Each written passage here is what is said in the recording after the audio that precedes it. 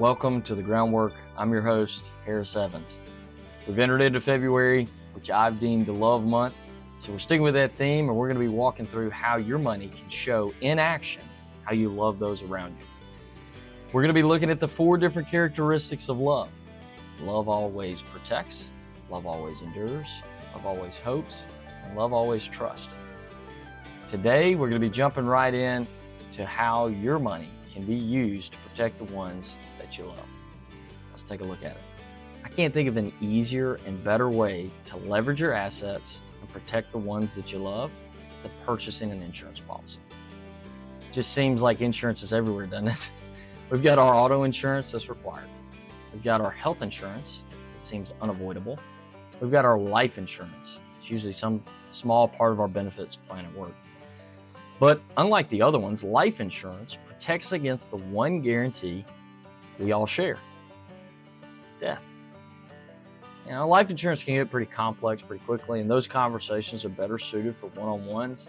So here on the Groundwork, we want to keep things simple. So instead of diving into the weeds, we're going to stay high level. We're going to talk about the 2 basic forms of life insurance and how much you may need.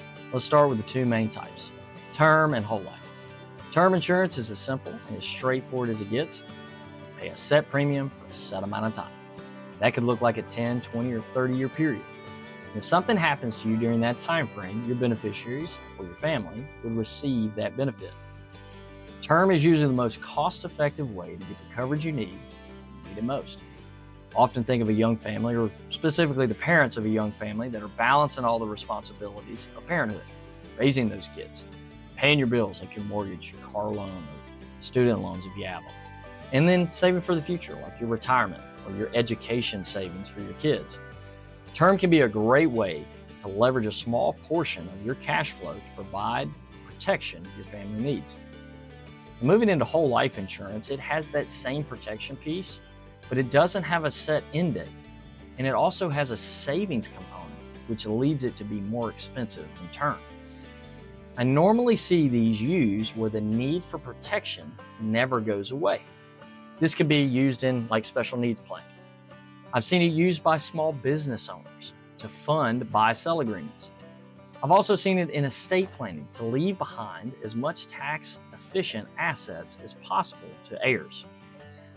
No matter which one you use, you need to know the why for using.